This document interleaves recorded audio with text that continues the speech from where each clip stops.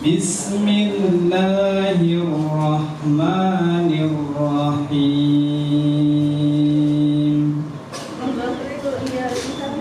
Tabarakalladzi biyadihil mulk wa huwa ala kulli syai'in qadir.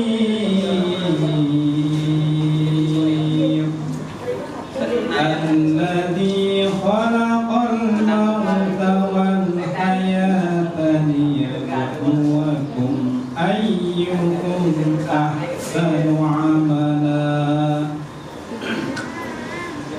wa huwal azizul ghafur.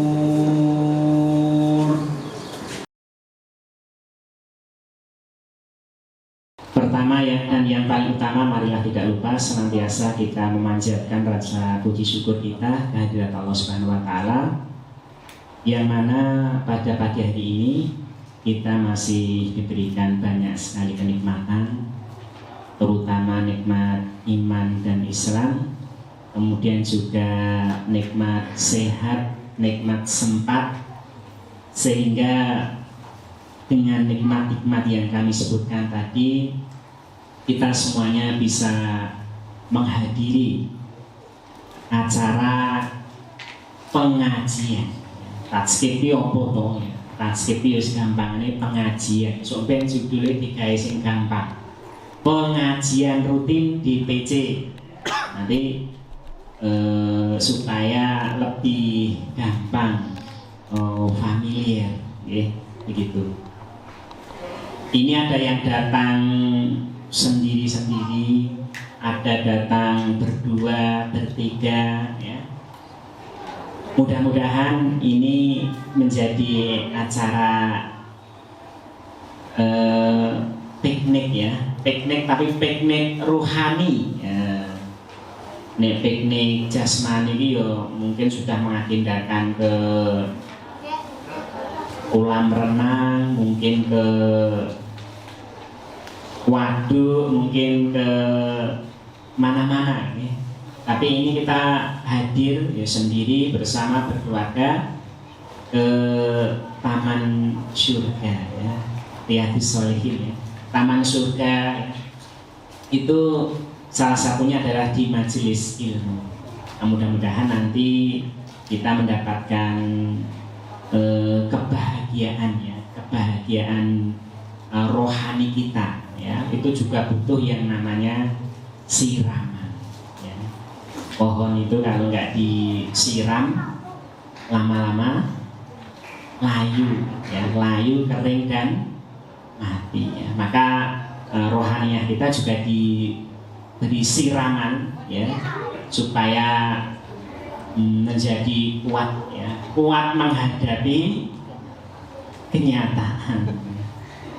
Jadi yang mungkin hari-hari ini sebagian merasa semakin berat ya dengan berbagai kondisi, tapi orang yang rohaninya sehat maka dia akan senantiasa kuat. Kemudian yang kedua, sholawat dan salam semoga selalu tercurah dan terlimpahkan pada baginda Rasulullah Muhammad SAW, pada keluarga, sahabat, dan orang-orang yang senantiasa istiqomah di jalan Islam. Hadirin rahimahullah. Kemudian yang ketiga, kami mengucapkan terima kasih sekaligus selamat datang pada panjenengan semuanya yang sudah hadir meluangkan waktu untuk menghadiri acara DPC ya, berupa tatskip atau pengajian. Acara ini insya Allah kita selenggarakan secara rutin sebulan sekali. Mudah-mudahan ini nanti bisa menjadi wadah ya bagi para anggota kader dan simpatisan PKS, selain meningkat penghasilannya, meningkat pendapatannya, meningkat yang lain, juga meningkatkan kualitas diri ya. Jadi anggota PKS ini juga meningkat kualitas dirinya ya, terutama pemahaman keislamannya. Ya, karena ini sangat penting karena kita pahami bersama ini menjadi modal kita bersama. Ya, menjadi modal untuk sangu urip ning dunya lan wonten akhiratnya. Nah, nanti diselenggarakan secara rutin insyaallah sebulan sekali. Dan sekaligus sebenarnya ini kita jadikan sebagai bulan atributisasi. Ya, dalam sebulan sekali minimal anggota PKS ini memakai atribut. Yo iso topi, yo iso kaos, iso jaket, macam-macam. Ya. Bagi yang belum punya bagaimana? Nah, ini udah banget ini sing urung nganggo ini. Mudah-mudahan nanti secara bertahap nanti kita upayakan ya sesuai dengan kemampuan DPC untuk bisa mengadakan ya minimal kaos. Yo nek iso sesasi 5 kaos, 10 kaos ya alhamdulillah. Terus makin lama kabeh wis duwe kaos PKS minimal dinggo angkat pengajian. Dinggo liyane apa itu entuk biaya. Ya, Mas Joko dinggo wes. Nah, kuwi ya entuk kaos PKS. Dinggo mancing ya entuk. Ya, Mas Yuli dinggo nyervis AC nang kono entuk. Nah, sehingga PKS itu ada di mana? Ada di mana-mana. Yeah. Di tempatnya Pak Cimo itu jangan ditanyakan, di rumahnya itu berkibar bendera PKS 24 jam ya Pak Cimo ya. Amoh diganti ya. Di rumahnya Pak Cimo itu ya atribut PKS itu. Nah, kemudian selanjutnya bahwa di Gundang-Rejo Colomadu ini sementara kita baru mempunyai satu wakil ya, satu anggota dewan ya, Bapak Haji Andri Budiono. Oke. Padahal kurang lebih di Dapil 4 kita ini Gundang-Rejo dan Colomadu itu ada sekitar 7 kursi. Leres nih Pak Andri ya. Totalnya 7 kursi. Awake dhewe mung lagi duwe satu kursi. Lah sing 6 sapa? Lah sing 6 ya wis duwe kono-kono. Enak sing sak partai duwe 3. Enak ya, enak sing duwe 3. Nah, kita yang baru satu ini istilahnya dicor. Terus nggih? Dicor permanen. Golek tambahan kursi. Ojo hilang, tak dicor permanen terus kemudian tambah kursi. Nggih. Sak kursi regane piro? Ya sak kursi itu kurang lebih 12.000 suara. Terus nggih Pak nggih. Kursi penuh 12.000 suara nggih. Satu kursi.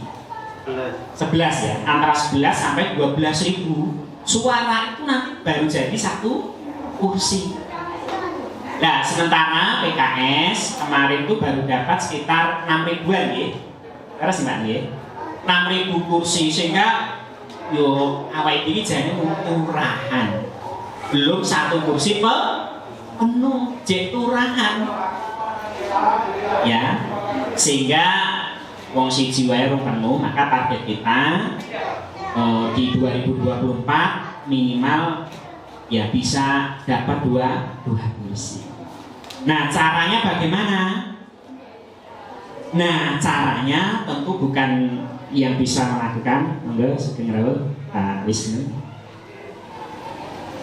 Ngapunten ini saya jumeneng berdiri di depan ya. Nah, caranya bagaimana? Ya tentu ini tidak bisa ya, untuk nambah kursi itu sing ubah mau ketua DPC, sing ubah mau pengurus DPC, pengurus Dipra. Maka semuanya harus ubah. Ya, kabeh ubah, swara tambah. Ya. Maka tagline kita di PKS itu adalah melayani, berkhidmat kepada masyarakat. Insya Allah kalau khidmat kita kepada masyarakat tulus, ya secara kualitas ya, secara kuantitas ya tangga sebenarnya Ustaz Laili berserta rombongan. Ini ada pengawal mungkin. Ya. Monggo ngajeng mriki. Ya. Monggo ada Ustaz Ikum juga. Sugeng rawuh. Pak Sugeng juga ada ya. Pak Sugeng.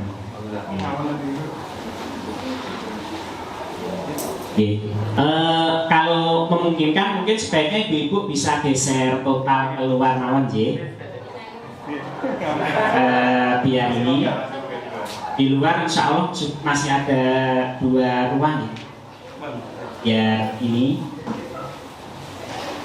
lebih leluasa ya insya Allah ya kita anggap ini memenuhi jarak protokol ya. Kami ulang ya.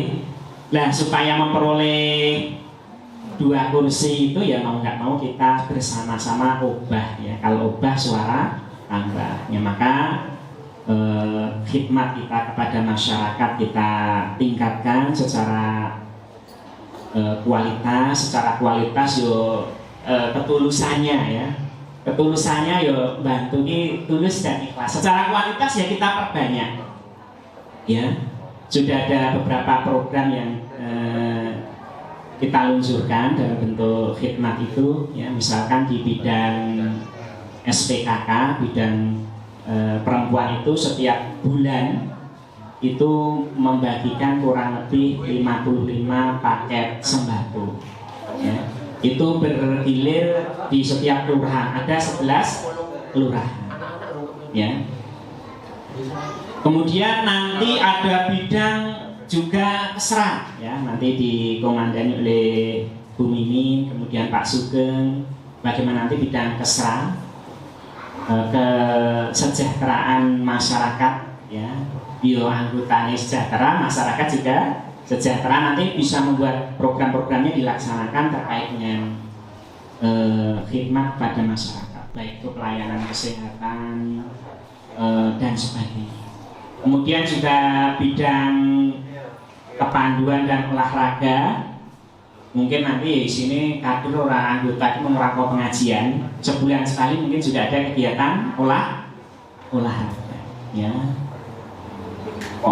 Anggur pengajian ngantuk, teklak-tekluk ya. Pengajian yang kini yang ngantuk, neng pembinaan yang ngantuk. Lagi berarti kebugarannya perlu dites ini ya. Nah, gampang ngantukan ini masalahnya kok ngantuk syaitoni, kok ngantuk alami gitu ya. Ya bisa jadi masalah problem kesehatan. Maka nanti bidang kepanduan olahraga bisa mengolahragakan minimal anggota PKS ini ada program untuk olahraga, begitu ya. Nah, jadi peran kita pada masyarakat nanti khidmat kita lakukan sesuai dengan fungsi perannya masing-masing. Ya. Ada yang anggota kita itu jadi Pak RT, Pak RW, ya.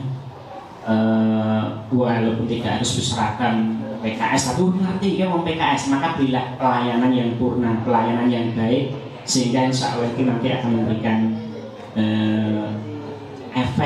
efek yang baik kepada PKS begitu. Nah, makanya ini struktur juga mengadakan program yang kemarin karena pandemi ya agak meningkat, sementara terhenti silaturahmi kebangsaan ke berbagai macam tokoh agama, tokoh politik, tokoh masyarakat, tokoh perempuan. Kita jalin komunikasi. Nanti insya Allah akan kita jalankan kembali per November ya. Maka ini panjenengan semua juga melakukan hal yang sama, bisa bersilaturahmi ke semua elemen masyarakat. Panjenengan sebagai anggota pengurus DPC, pengurus Dipra, silakan mulai menggalakkan silaturahim kepada berbagai macam elemen tokoh ya. Kita harus sesegera mungkin untuk menghidupkan kembali tim ya, tim yang ada di tingkat desa, tim yang ada di tingkat RT, nanti kita hidupkan kembali sehingga nanti 2024 itu mesinnya sudah panas sejak ya itu. Oke. Baik, barangkali itu terima kasih. Nanti akan dibersamai oleh Ustaz Laili, ada materi tentang Tazkiyatun Nafs ya, penyucian jiwa. Mudah-mudahan nanti semuanya bisa mengikuti acara dari awal hingga akhir. Demikian dari saya, kurang lebihnya mohon maaf. Assalamualaikum warahmatullahi wabarakatuh. Waalaikumsalam warahmatullahi wabarakatuh.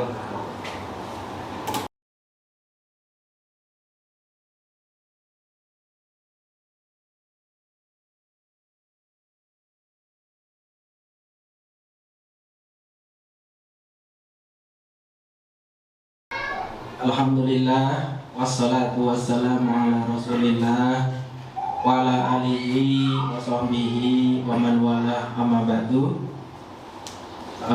Yang kami hormati para asatidz semuanya, ini pada hari ini agak berbeda nuansanya nih.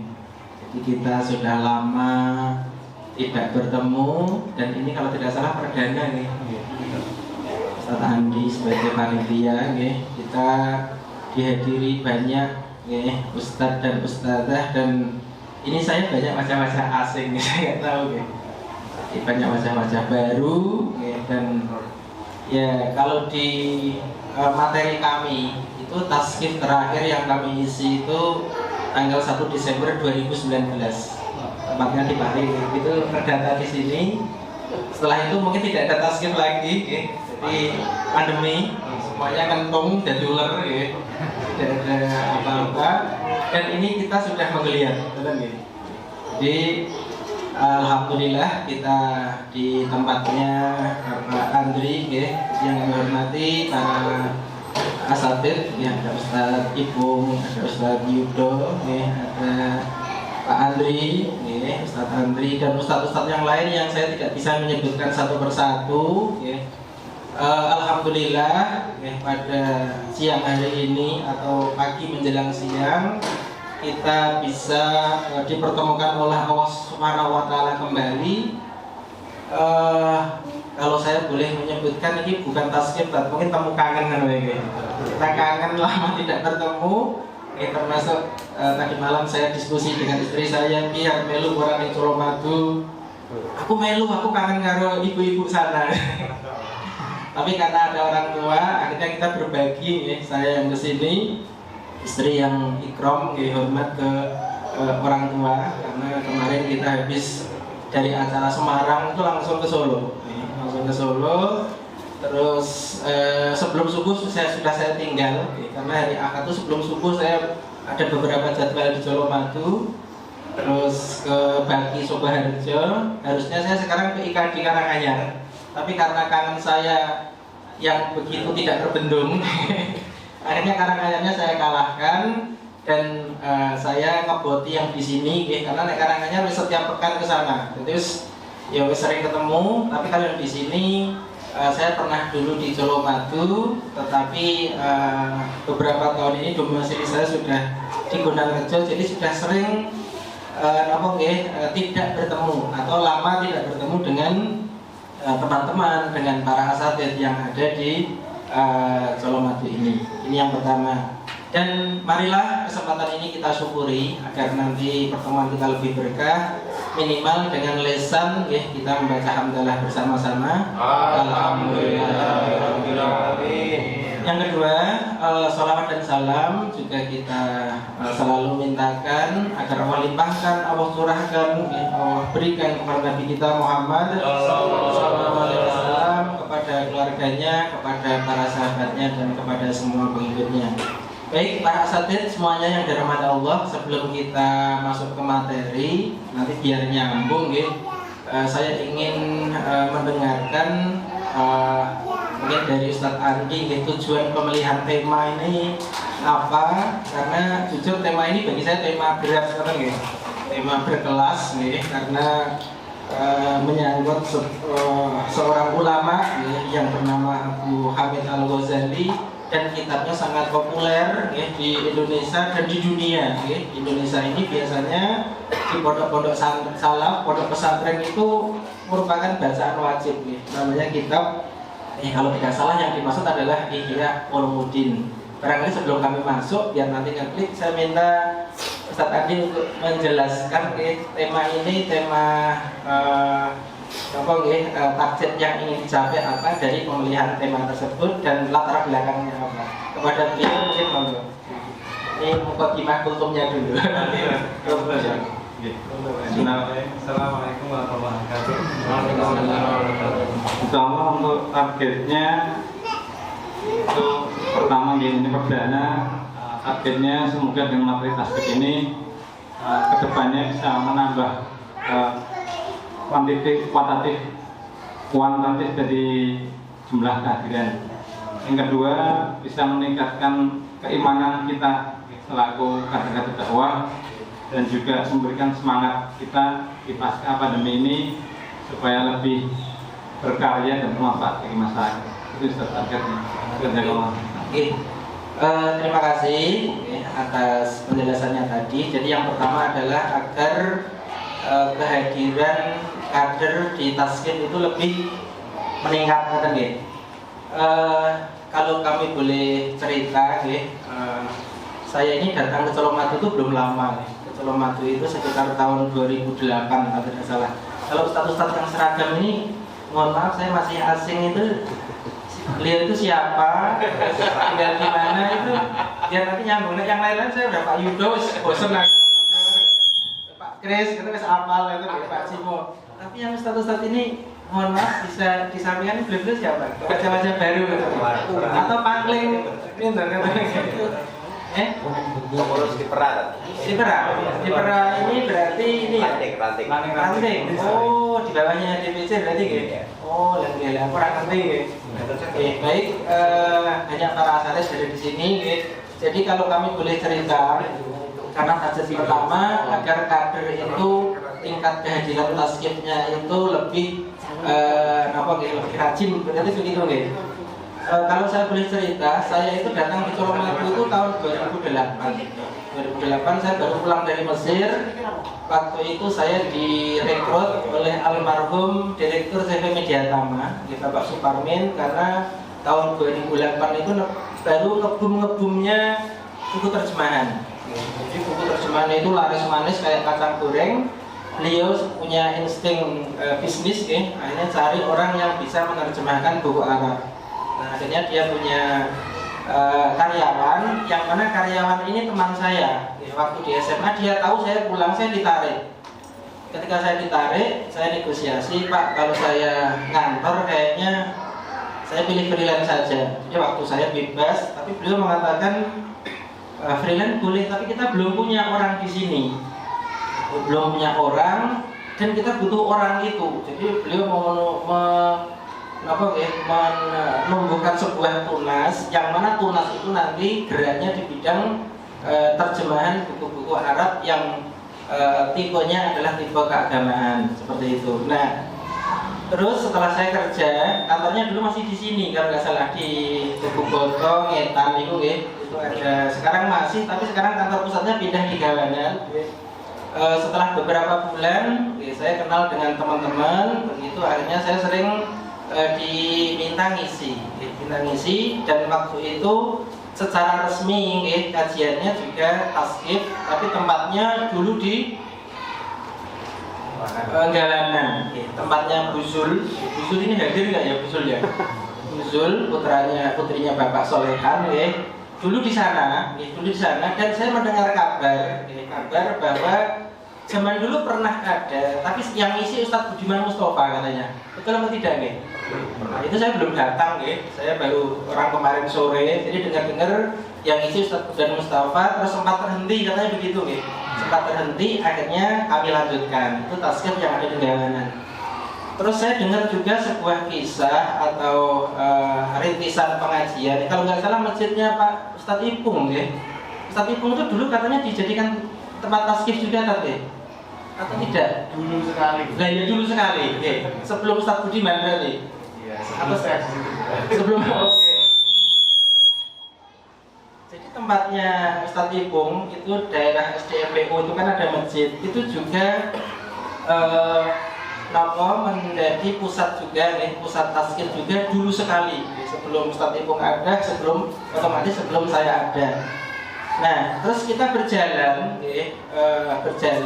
di Gawanan itu, saya ingat sekali pertemuan 1, pertemuan 2, pertemuan 3 itu jamaahnya meludak. Jadi bapak-bapak penuh sampai melingkar masjid itu penuh, ibu-ibu juga penuh, ibu-ibu penuh. Terus seiring berjalannya waktu, bulan demi bulan, tahun demi tahun, saya lupa berapa tahun, tapi cukup lama itu di Gawanan itu, akhirnya jamaahnya sedikit demi sedikit nyusut. Yang tersisa itu mungkin ya 70-80% itu masyarakat umum.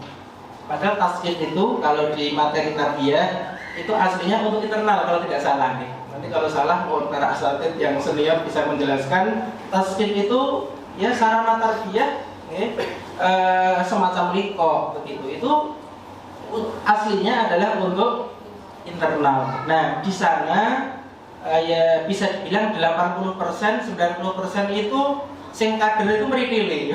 Meripili itu sing dulu berangkat terus tidak berangkat ganti masyarakat umum. Nah, terus saya bandingkan dengan masjidnya Pak Ipung, kalau tidak salah sama ya Ustadz Ipung ya.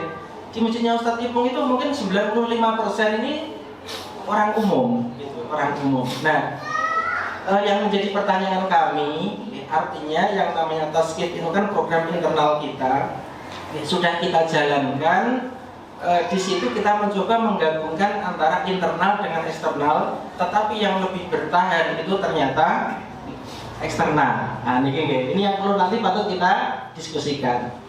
Akhirnya kalau tidak salah dari penanggung jawabnya melakukan sebuah evaluasi. Oke, kalau begitu kita buat saja taskif itu internal. Akhirnya dari Gawanan dipindahkan ke Pak Lili kalau tidak salah nih, ke Pak Lili, khusus internal, yang eksternal tidak diundang atau tidak disertakan seperti itu nih, di tempat Pak Lili. Nah, di tempat Pak Lili ini kalau tidak salah kita mulai ada pembicara yang selang-seling. Zaman dulu di di tempatnya Buzul itu kalau tidak salah pembicaranya tunggal hanya saya. Terus di tempatnya Pak Lili itu mulai ada beberapa ustadz selingan. Selingan itu maksudnya tidak dominasi saya. Kalau tidak salah yang diundang ada Ustadz Fahrudin di Lorsam seingat saya. Terus ada Ustadz siapa lagi yang tadi dengan hadir terus gitu. Lupa banyak. Ada banyak jadi pokoknya selang-seling. Saya dapat 1 pekan 1 kali, yang lain ustadz yang lain jadi lebih senior. Harapannya apa? Harapannya mana bosen kok ketemu kok Pak Laili wae ajae kan ngoten nggih. Sing diomongke yo paling kuwi-kuwi wae kan ngoten. Kita mencoba mengundang ustadz-ustadz yang lebih senior. Seperti Ustadz Fahrudin Nursam yang hadisnya sangat matang, dan ustadz-ustadz yang lain, ustadz-ustadz lain jalannya juga lumayan, tetapi lama kelamaan kalau tidak salah jamaahnya juga berkurang makanya saya dulu pernah rasa-rasa kalau tidak salah ingat, jumlah kita kader itu jadi berapa loh di Colomadu itu. Terus ketika kita himbau untuk taskif itu yang hadir berapa persen, jadi perlu ada absennya. Jadi misalkan Ustadz A siapa, Ustadz B siapa, Ustadzah A siapa, Ustadzah B siapa.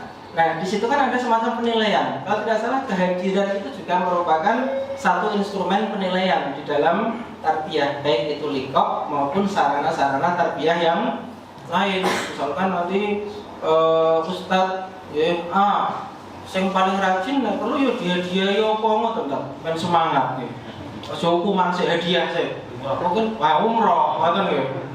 umroh, aku tak jaluk ke Pak Andri, Pak PSSC ini ya aspirasi ini ke umroh oleh ora, paling selama yuto, 30 yuto kan. Nah, nanti kita kita pantau karena kehadiran itu sekali lagi adalah wujud disiplin kita dalam mengikuti arahan-arahan dari para asatid yang di atas kita kan seperti itu. Jadi bagaimana kita bisa mentaati instruksi yang lain yang lebih berat, wong sing enteng saja barangkali kita tidak bisa untuk melaksanakan. Nah, menurut saya, para asatid semuanya, hadir acara seperti ini kan penake nopo?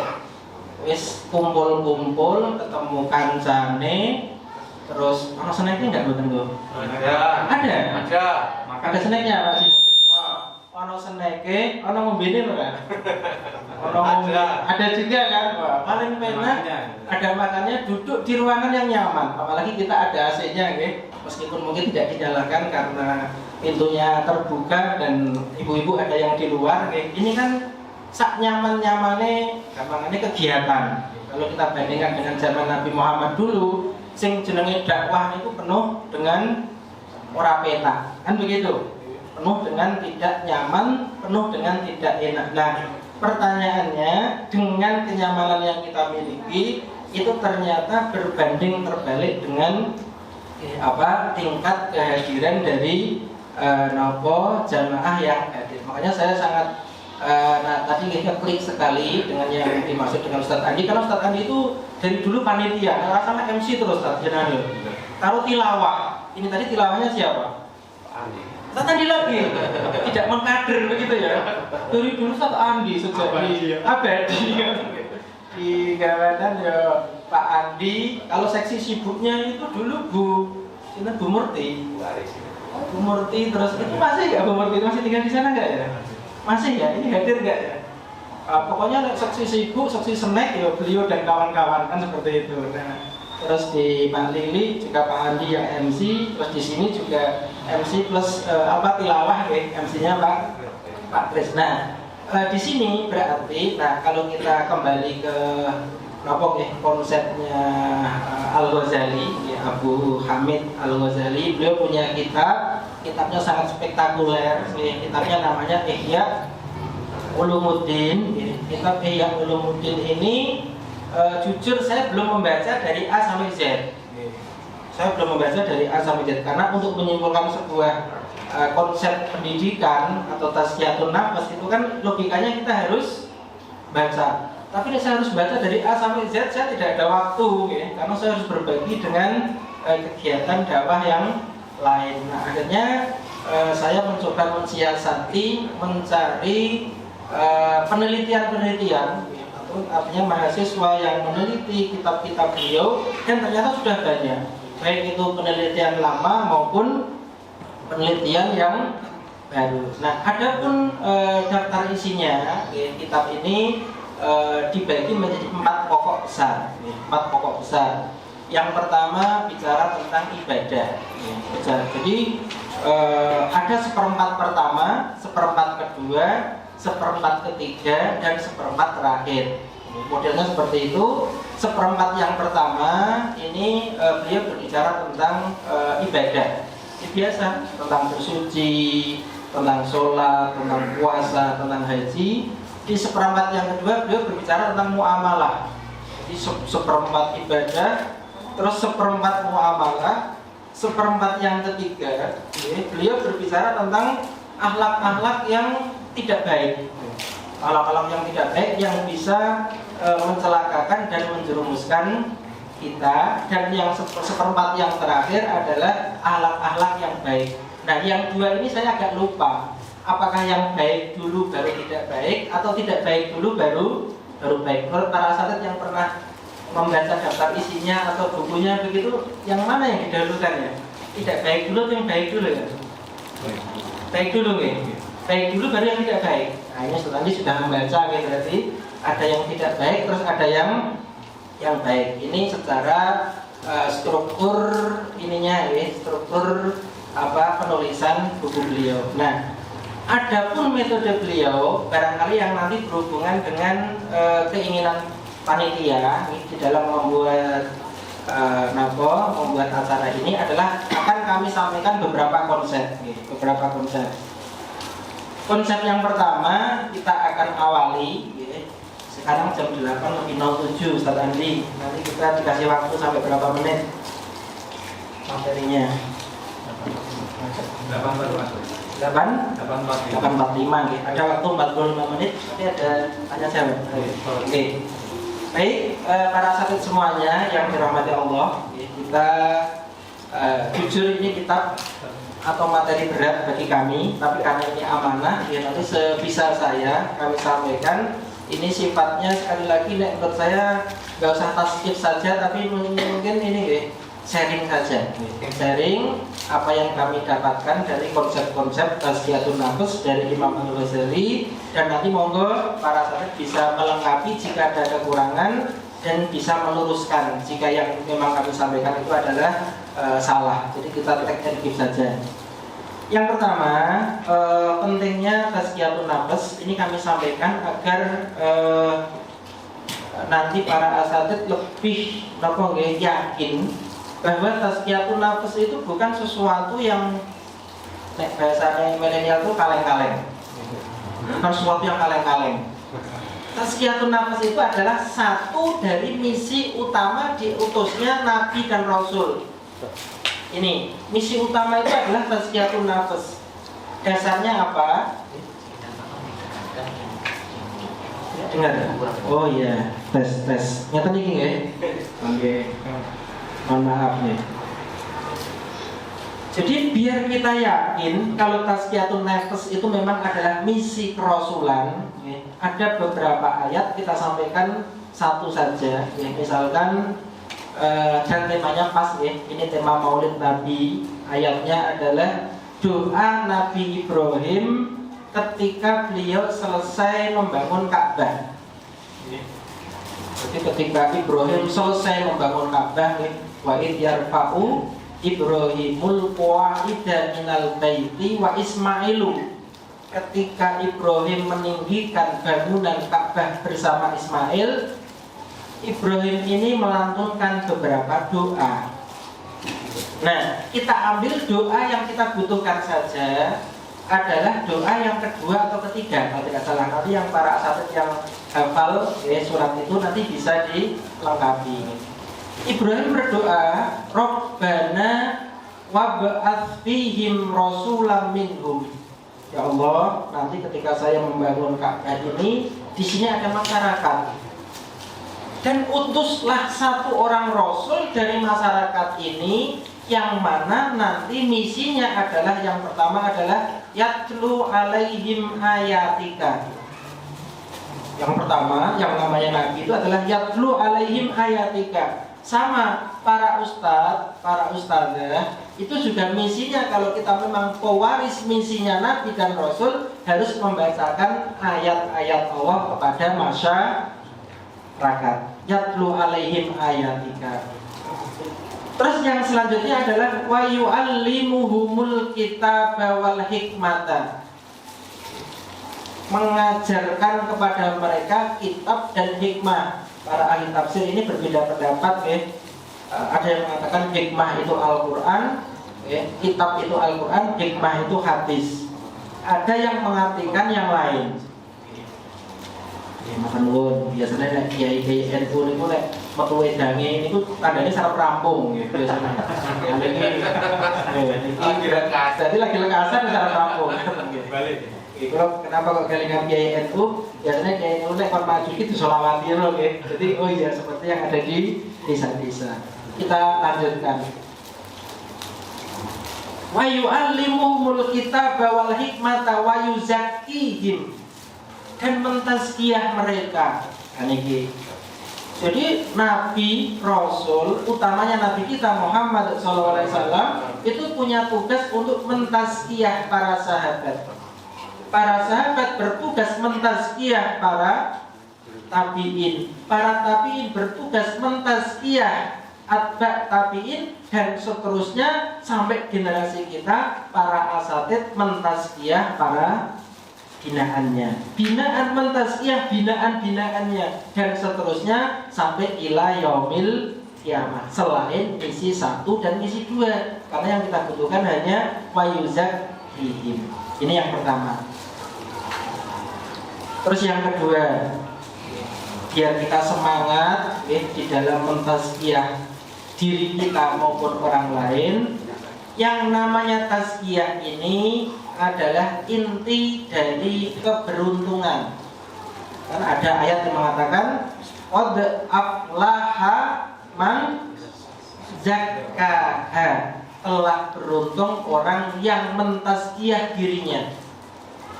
Ini penting. Terus yang ketiga, yang lebih spektakuler lagi, Allah bersumpah demi beberapa hal, yang mana hal ini sangat banyak. Ini sedikit selingan para asatid, bahwa yang namanya sumpah di dalam Al-Quran itu ada satu istilah bab tentang sumpah. Para asatid pernah barangkali mendengar atau belajar tentang ulumul Quran, yang mana isi Al-Quran itu temanya sumpah. Apa bahasa Arab sumpah dalam ilmu Al-Quran?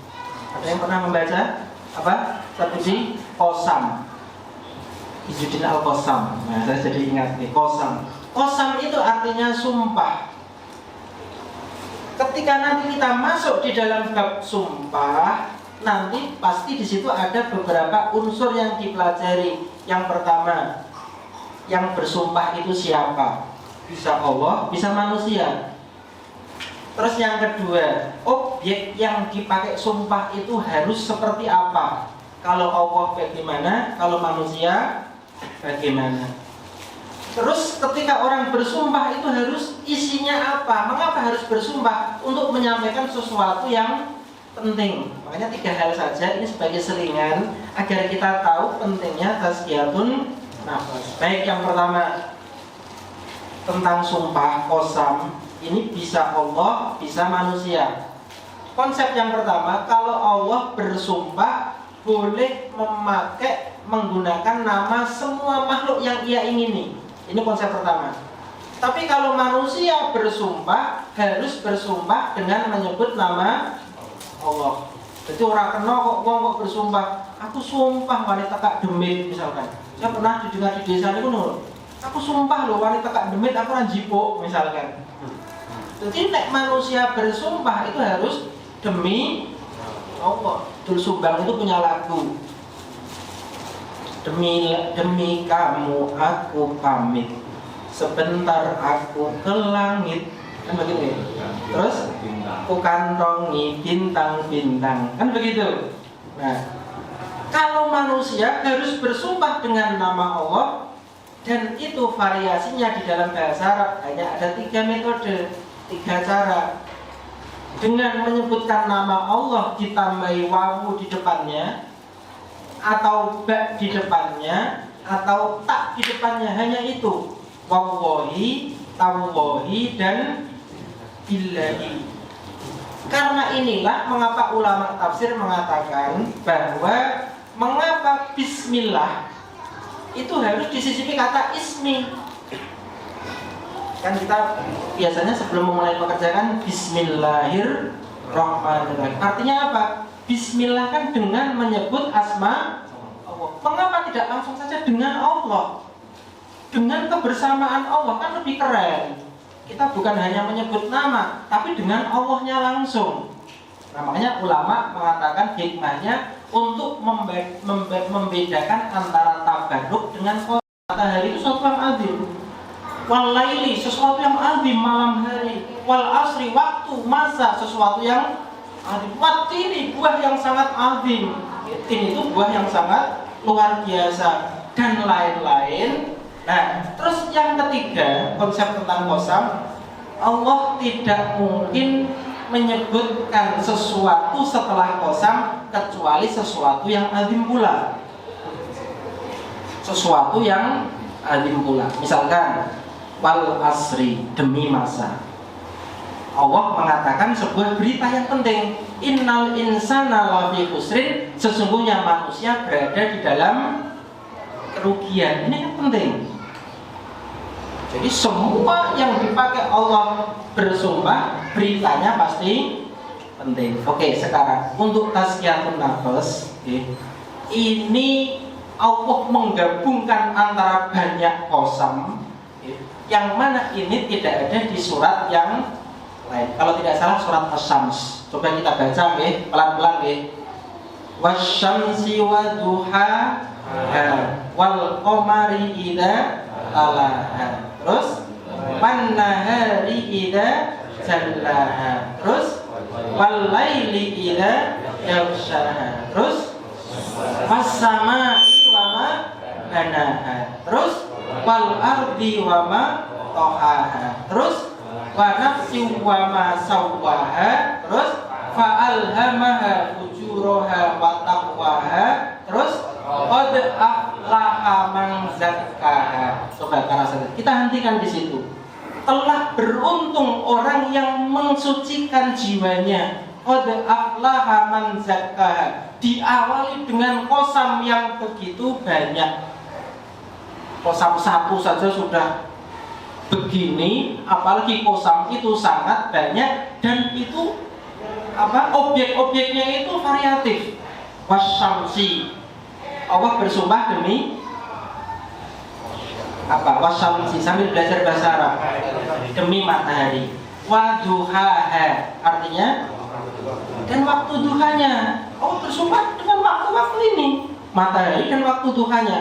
Terus wal qamari, Allah bersumpah dengan bulan. Idza talaha, artinya idza talaha yang nututi. Tala itu nututi dari matahari, terus ada bulan. Terus setelah wal qamari, wal qamari idza talaha, terus wan nahari idza jallaha. Allah bersumpah demi siang hari, yang mana siang itu jalla, itu memperjelas, menunjukkan. Jadi matahari itu ketika siang akan tampak, akan jelas. Wal laili, dan demi malam, idza yaghsha, jika meliputi dengan gelapnya matahari jadi ora gitu. Setelah wal laili apa? Was samai, demi langit tuh. Tadi ada matahari, ada bulan, ada siang, ada malam, ada langit, was samai wa ma bana, ada bumi. Ini semuanya dipakai qasam Allah turut, artinya berurutan, padahal satu saja sudah sakti, apalagi ini berurutan untuk menunjukkan bahwa qad aflaha man zakkaha, telah beruntunglah orang yang mensucikan jiwanya. Seperti itu. Jadi luar biasa. Makanya dulu ketika ada nabi palsu ini kalau kita menyebutnya Musailamah al-Kadzab, tapi saya dapati referensi yang lain Musailimah. Jadi monggo, bisa Musailamah, bisa Musailimah al-Kadzab. Beliau membuat ayat yang mana berbeda dengan gaya bahasanya Al-Quran. Waktu itu yang dipakai bukan qasam, tapi dengan adroka. Itu pernah kita sampaikan kalau tidak salah, setiap ayat yang mana di situ wama adroka disebut, pasti yang setelah itu sesuatu yang azim pula. Misalkan inna anzalnahu fi lailatul qadr wama adroka ma. Setiap ayat yang ada wama adrokanya pasti azim. Al-qari'atu mal qari'ah wama adroka, mesti azim. Karena apa? Al-Qari'ah itu hari kiamat. Lailatul Qadar itu malam yang agung, yang lebih baik dari 1000 bulan. Lebih baik itu bukan berarti 1001, 1002, bisa jadi 1 juta, bisa jadi 1 miliar. Allah yang lebih tahu. Nah, Musailamah ini membuat sebuah ayat tandingan, surat tandingan. Suratnya namanya Al-Fil. Saya kira para sahabat sudah paham ceritanya. Al-filu mal-fil wa ma adraka mal-fil lahu hurtum tawil. Ini orang ngerti dikira wah Al-Quran kan begitu. Ternyata ini bukan, ini buatannya Musailamah atau Musailamah tadi, yang mana artinya sangat oleh orang Arab tertawa. Karena apa? Al-fil, gajah. Wa ma adraka mal-fil, apa yang kamu ketahui tentang gajah? Lahu hurtum tawil, binatang yang punya belalai panjang. Terlalu remeh-temeh untuk dijadikan wa ma adraka. Itu miripnya ya anak SD. Gajah binatang yang besar, telinganya lebar, hidungnya panjang. Makanya ini tidak diterima. Meskipun dia bisa membuat surat, tetapi oleh orang Arab enggak, ini enggak level. Al-Quran tidak seperti itu. Ini dasar yang pertama, betapa adibnya tazkiyatun nafas. Jadi kami ulangi tema yang muqaddimah ini, baru muqaddimah oleh para asatidz ya. Ini belum masuk ke kitabnya. Muqaddimah bahwa tazkiyatun nafas itu pertama adalah misinya Rasul wa yuzakihim. Yang kedua adalah inti keberuntungan manusia, qad aflaha man zakkaha. Terus yang ketiga sangat penting karena dipakai multi sumpah oleh Allah Subhanahu wa taala. Ini yang pertama. Terus yang kedua, para asatidz yang perlu kami sampaikan adalah konsep Imam Al-Ghazali tentang at-tahalli dan at-tahalli. Kita ringkas-ringkas saja nggih. Tuh ya aku iso ngomong nggih. Ini saja ada at-tahalli, ada at-tahalli. Bedanya apa? Kata tahalli artinya kosong. Tahalli itu mengisi. Ini kayak dulu ada kungfu itu yang kosong adalah isi, yang isi adalah kosong. Itu kungfu apa itu? Gotong ya. Orang yang tahu film itu menunjukkan usianya.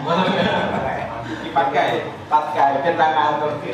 Yang kosong adalah isi, yang isi adalah kosong. Ini melu-melu Imam Al-Ghazali. Tahalli artinya apa? Artinya pengosongan, at-tahalli pengisian. Sebelum kita isi diri kita dengan akhlak-akhlak yang baik, kita harus kosongkan dulu akhlak-akhlak yang buruk, yang mana itu bisa mengganggu masuknya akhlak yang baik. Saya sering mengikuti beberapa seminar yang isi ya para entrepreneur begitu nih, biasanya pengusaha-pengusaha. Beliau mencontohkan di awal seminar itu begini, Bapak Ibu, saya yakin Bapak Ibu itu orangnya pintar-pintar. Kalau tidak pintar nggak mungkin berada di sini. Pasti jangan pintar-pintar, hebat-hebat, karyawannya oke. Penyakitnya wong pintar, kuwi ora gelem ngrungokke wong liya. Jadi penyakitnya ustaz niku ora gelem dikandani. Penyakit karena apa? Dia sering kandani wong, penyakitnya ngoten niku. Jadi kandani ora gelem. Juga beberapa pengalaman kandani ustaz sing mohon maaf ya sing belum lulus ngoten niku dikandani itu angel. Karena apa? Senenge kandani ngoten nggih. Nah, seperti itu. Nah, beliau mengatakan bahwa kegiatan ini tidak mungkin berhasil jika Bapak Ibu tidak mengosongkan gelas yang Anda miliki, katanya begitu. Jadi dia mengibaratkan sebuah gelas. Kalau gelas itu sudah penuh dengan ilmu, dia tidak mau mendengarkan ilmu yang datang. Karena apa? Sudah tidak ada tempat. Makanya biasanya yang pembicara itu mengatakan, Bapak Ibu mari kita kosongkan gelasnya. Minimal kita goyang lah, walaupun tidak kosong kita goyang separuh, lumayan ilmu separuh yang masuk. Kita goyang semuanya, lumayan nanti ada semua ilmu yang masuk. Kita tuangkan semakin kosong, kita semakin merasa butuh akan ilmu itu. Makanya konsep Al-Ghazali betul. Kalau kita merasa pintar, makanya nanti ada kaidah ilmu padi. Orang yang pintar itu orang yang semakin tawadhu. Nek ana wong semakin wong ngaji, semakin lekok, semakin tasbih, kok mlakune iki sing nduget ngoten nggih. Merasa pintar dhewe, itu belum berhasil menurut Imam Al-Ghazali. Karena kita semakin berisi, harusnya semakin jadi karakter orang yang ingin belajar, dia harus mengosongkan diri isinya, baru dimasukkan ilmu yang akan dicari. Jadi orang yang merasa pintar, saya yakin dia tidak akan bisa dan tidak akan mau untuk mendapatkan masukan sebuah ilmu. Harus kita kosongkan dulu, kita itu bodoh, ilmu yang kita dapat baru seberapa, belum seberapa, dan kita selalu haus akan ilmu itu. Nah, sama kita akan belajar konsep at-tahalli dan tahalli. Tahalli itu pengosongan, tahalli itu pengisian. Misalkan ini, Bapak Ibu punya ruang tamu. Ruang tamu mau diisi dengan perabot, ya, dengan mebel atau dengan kursi meja yang bagus. logikanya yang jelek, yang lama, yang sudah usang harus dikeluarkan terlebih dahulu. Jadi yang jelek-jelek itu dikeluarkan dulu, dikeluarkan, dan setelah dikeluarkan baru diisi dengan sesuatu yang baru. Ini konsep dan ini logis. Sama, Bapak Ibu, ketika kita ingin berhias diri dengan sesuatu yang baik, bersihkan dulu dari sesuatu yang tidak baik. Bahkan ini bukan hanya, nah ini sangat mengenal sekali.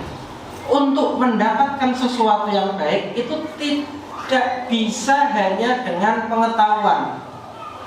Tidak bisa dengan pengetahuan. Jadi misalkan kita bicara sebuah ilmu tentang bahayanya sombong, atau bahayanya kiber. Nanti banyak Bapak Imam Ghazali bicara tentang hal-hal yang sifatnya batin, apalagi di separuh yang kedua, tentang syukur, tentang ikhlas, tentang kiber. Kiber itu apa toh? Kiber itu kan kita meremehkan orang lain, dan kita menolak kebenaran. Kalau tidak salah bahasa Arabnya adalah batorul haqqi wa ghamdun nas, kalau tidak salah. Jadi ketika kita mendapatkan sesuatu yang baik itu kita tolak, itu namanya kiber. Terus kita meremehkan manusia yang lain, ini di bawah saya, masih bagus saya, goro-goro penginin tahajud, mungkin wis mlakune wis kaya mabur nggih. Paling apik dhewe sak coro madu misalkan. Nah, ini meremehkan manusia yang lain. Nah, makanya di konsep at-takhalli dan tahalli ini mari kita masuk lebih ke dalam. Mengapa Imam Al-Ghazali mengawali kitabnya itu dengan ibadah? Ternyata, nah ini Bapak Ibu, konsep ibadah tidak bisa dilepas dari yang namanya tazkiyatun nafas tadi. Karena semua ini, nah ini saya dapati di kitab lain, sedikit melenceng, bukan di Ihya. Ada sebuah kitab tentang fikih, namanya Al-Fiqhu Al-Islami wa Adillatuh, fikih Islam dan dalil-dalilnya, yang mengarang Dr. Wahbah Az-Zuhaili, berjilid-jilid, dan itu kita bicaranya itu lintas madhab. Beliau mengatakan begini di dalam mukadimahnya sebagai penutup, semua syariat ibadah itu endingnya adalah perbaikan akhlak. Saya kaget, apa iya tuh? Belum menyebutkan begini. Oke, coba kita cermati. Kita ambil satu saja ibadah sholat. Karakter apa saja yang bisa kita ambil dari ibadah sholat? Coba para asatidz, biar kita tidak monoton. Para asatidz boleh ikut memikirkan, membantu saya memikirkan. Kira-kira karakter positif apa yang bisa kita dapat dari ibadah sholat? Karakter positif, misalkan kita dengar adzan, terus kita langsung berwudu. Terus habis itu kita sholatnya bagaimana? Itu kira-kira karakter positif yang ditanamkan Allah kepada kita itu apa? Kita urutkan nih. Misalkan terdengar adzan, kita langsung wudu. Itu karakter apa kira-kira? Bersegera di dalam melakukan kebaikan. Dan ini senada dengan gaya-gaya Al-Quran, wasari'u, fastabiqu. Jadi kalau kebaikan itu kita diminta untuk bersegera, berlomba-lomba. Bahasa kerennya berkompetisi dalam kebaikan. Terus setelah kita wudhu, mungkin juga bisa diambil kebersihan, juga bisa kita membiasakan bersih. Jadi ada corona, kita suruh cuci tangan. Itu bahasa kita itu basi. Karena bahwa Islam itu mesti cuci tangan. Kapan saja, bangun tidur saja kita diminta untuk cuci tangan. Dasarnya apa? Kita Bulughul Maram. Jika kamu tidur terus bangun, langsung cucilah kedua tanganmu, karena kedua tanganmu tidak tahu kita tadi malam nginepnya di mana. Maksudnya tahu nginepnya di mana? Kita pasti dulu garuk-garuk, garuk depan, garuk belakang. Tempatnya najis. Hadis itu di Bulughul Maram ada. Jadi cuci tangan itu sejak kita bangun tidur diminta untuk cuci. Habis itu kita ke masjid. Kita ke masjid. Nah, kira-kira karakter apa yang kita dapat ketika dengar adzan kita langsung ke masjid selain bersegera? Biasanya adzan itu muadzin itu disiplin apa tidak? Disiplin dengan waktu yang telah ditentukan oleh Allah, karena memang waktu itu adalah innas sholata kanat alal mu'minina kitaban mauquta. Sesungguhnya sholat itu diwajibkan kepada orang-orang yang beriman kitaban mauquta. Kitaban itu yang sudah ditentukan, mauquta itu waktunya. Oh, kan menentukan waktunya jam sekian adzan, jam sekian adzan, jam sekian adzan. Berarti orang yang membiasakan ketika adzan ke masjid, dia telah terdidik karakter disiplin. Ya, nanti kalau tasbih itu jam 7 misalkan ya. Tadi banyak yang hadir nih nanti, alhamdulillah. Nek dulu ini bocoran Bapak Ibu. Nek tasbih jam 7 itu tekone 2 jam setengah 8. Nek saya tadi memang sengaja di pom bensin sambil menunggu dari Pak Andri ya. Dari Pak Andi sudah pada kumpul atau belum. Jadi ternyata dengan sholat terdidik karakter berarti orang yang biasa sholat harusnya disiplin, kan begitu. Nah, setelah kita sholat, Bapak Ibu, ada karakter bagus lagi. Ketika kita sholat, misalkan yang hadir itu di situ ada beberapa orang yang berbeda strata sosialnya. Di sini ada Pak Lurah, ada Pak Camat, ada Pak DPC, ada Pak DPRA, ada Pak DPD, Pak DPW, misalkan nih. Yang jadi imam itu siapa? Dalam fikih kita, siapa yang berhak menjadi imam? Yang paling fasih bacaan Al-Qur'annya, yang paling bagus bacaan Al-Qur'annya, yang paling banyak hafalan Al-Qur'annya. Misal Pak Jimo itu DPC, hafalnya juz 30.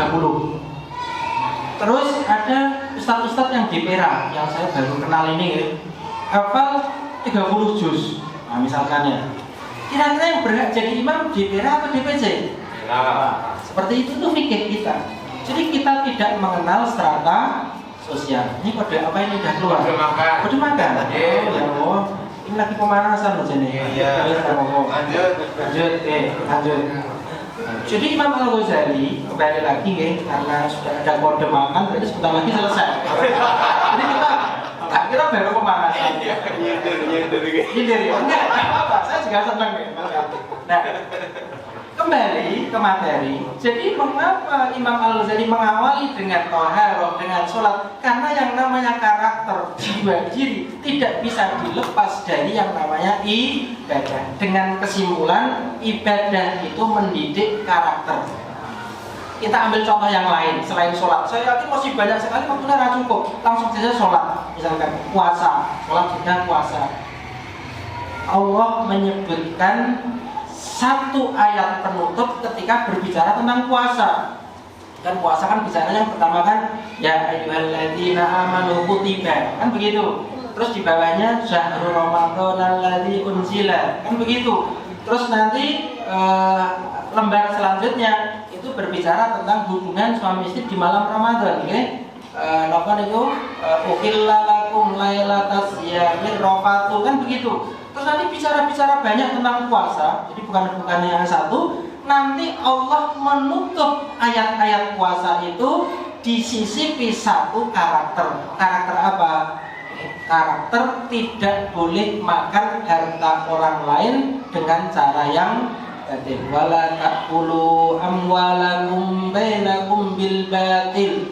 Jangan kamu makan harta orang lain dengan cara yang.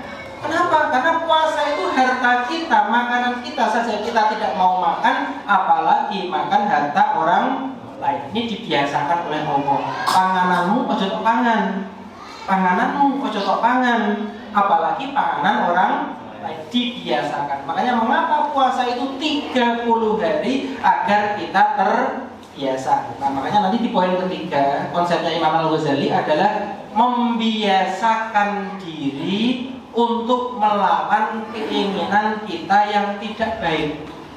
Harus dilawan. Jadi bedanya konsep Imam Al-Ghazali dengan ulama-ulama tasawuf yang lain ya. Jadi para asatidz semuanya, nanti ketika kita muncul tokoh Imam Al-Ghazali di konsep tasawuf dan tazkiyatun nafs, nanti ada ulama-ulama pembanding seperti Ibnu Rajab Al-Hambali. Nanti ada Ibnu Rajab, nanti ada Abu Hamid Al-Ghazali, dan ada imam-imam yang lain. Itu yang membedakan, membedakan secara konsep sama. Yang membedakan kalau ustadz atau tokoh yang lain itu fokusnya itu di paparan ilmu. Tapi kalau Imam Al-Ghazali itu konsepnya itu di riyadhah, latihannya. Nah, salah satu cara latihan untuk kita ini bisa membersihkan diri kita. Nek diri kita itu punya karakter bagus, paksalah dengan melakukan sesuatu yang sebaliknya. Ini konsep beliau. Jadi misalkan karena temanya tema tadi keluar makanan, saya terbersit satu tema tentang makanan. Ada tentang makanan di Ihya Ulumuddin. Ketika ada orang misalkan punya karakter tidak baik, dia makan tidak terkendali misalkan. Tidak terkendali artinya ono panganan kita ini tidak bisa menahan diri kita misalkan itu bisa dilawan dengan riyadhah khusus. Atau ketika kita merasa diri kita ini besar bisa dilawan dengan riyadhah khusus. Ini modelnya Imam Al-Ghazali. Kita ambil beberapa contoh fakta saja. Saya ketika di Mesir punya teman mahasiswa. Dia dipeseni oleh gurunya, oleh kiainya. Kowe tak peseni, biasanya kiai itu biasanya ngasih ijazah amal. Praktekno. Kowe ojo mangan sing biasa dipangan wong liya. Umume wong liya, misalnya ngeten. Wong liya mangan sego, kowe ojo mangan sego. Wong liya mangan bakso, kowe ojo mangan bakso. Dan itu dilakukan setiap hari, padahal posisinya dia sebagai striker. Nanti kalau Bapak Ibu browsing di internet, ketika saya di Mesir itu ada liga antar kekeluargaan. Jadi ada kekeluargaan Wali Songo terdiri dari Jawa Tengah dan Jogja. Ada kekeluargaan Gama Jatim dari Jawa Timur dan lain-lain. Semua itu punya kekeluargaan. Nah, dia striker Wali Songo tadi, dan saya dulu ketika muda itu jadi backnya. Posisinya mirip Lilian Turam. Kita tegang terus, mau tegang. Saya tanya waktu itu, kok dengar-dengar kamu puasa? Iya, aku puasa. Dan apa kok puasa? Saya diminta kiai saya untuk setiap hari puasa, dan bukannya harus dengan makanan yang berbeda yang dimakan oleh orang lain. Jadi waktu itu di sana, meskipun dia striker bola, setiap hari dia juga puasa. Oh, ternyata ini oleh-oleh dari Ihya. Ya itu begitu. Ketika kita punya hal sesuatu yang penyakit di dalam hati kita, lawan dengan sesuatu dengan latihan. Contoh lain misalkan, ini misalkan Pak Andri dengan posisinya sebagai dewan, dia merasa besar misalkan.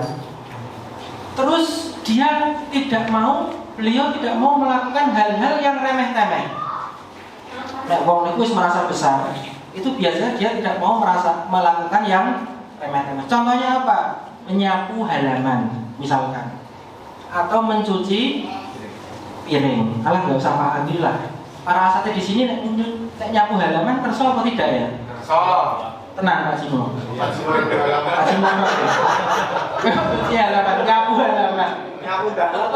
Nyapu halaman, nyuci piring. Itu kan pekerjaan remeh-temeh menurut orang-orang besar. Tetapi ini bisa dijadikan sarana latihan untuk memupus kibr yang ada di dalam hati kita. Saya pernah mendapat sebuah tulisan, benar tidaknya saya tidak tahu, tetapi sangat bagus sekali dan kesannya ini fakta. Ada seorang mahasiswa, dia di UGM ambil kedokteran. Sini kedokteran kan mesti duitnya. Oke, nek nek duitnya oke, nggih kedokteran ketemu dengan fakultas lain, mesti kan dodone ndekek kan ngoten nggih. Aku kedokteran. Itu tidak boleh. Tidak boleh. Dan itu untuk mengurangi keinginan kita yang memang itu tidak baik. Ini satu contoh dan jam saya ternyata sudah melampaui, tapi saya simpulkan saja. Jadi pertama, tazkiyatun nafs itu adalah hal yang sangat penting. Jadi bagus dari panitia memilih tema itu. Yang kedua, ada banyak metode-metode. Sebelum kita mengisi dengan yang baik, hilangkan dulu karakter-karakter kita yang negatif. Terus yang ketiga, kita lawan karakter negatif kita itu dengan praktek, bukan hanya dengan teori. Prakteknya tadi, oh saya merasa sombong, kita posek kamar mandi, kata gitu. Oh saya merasa misalkan orang kuat, misalkan hal-hal yang baik. Namanya nanti di dalam konsep Ghazali kan betah melek, betah luwe, kan begitu dan betah-betah yang lain. Namanya ada puasa, ada diam, ada kholwah dan lain-lain. Sampai kesimpulannya sebelum kami akhiri, mengapa hati itu harus bersih agar hati kita itu bening. Nek bening, kita melihat sesuatu itu adalah hakikat. Makanya nanti di dalam konsep Ghazali ada namanya makrifat, ada namanya hakikat. Misalnya contoh, Bapak Ibu pakai kacamata, melihat sesuatu itu bukan hakikatnya. Karena apa? Karena kacamata kita kotor oleh debu. Jadi kita melihat kacamata gelap, dunia adalah gelap. Kita punya kacamata bening, dunia adalah bening. Nah, kita beningkan hati kita dengan cara mengurangi atau menghilangkan secara total hal-hal yang bisa mengotori hati. Dan nanti kalau kita sudah bening sampai ke tingkat namanya mukasyafah. Mukasyafah itu kita bisa melihat sesuatu itu dengan hakikatnya. Nah, ini sudah kelasnya kelas tinggi, dan barangkali nanti bersambung karena waktunya habis dan temanya banyak sekali yang harus kita sampaikan. Barangkali itu para asatidz, kurang lebihnya mohon maaf. Ini tadi kelebihan 3 menit, mohon maaf. Jadi nanti disambung dengan yang lain. Barangkali itu dari kami, dan kembali waktu kami serahkan kepada MC. Semoga bermanfaat. Wassalamualaikum warahmatullahi wabarakatuh.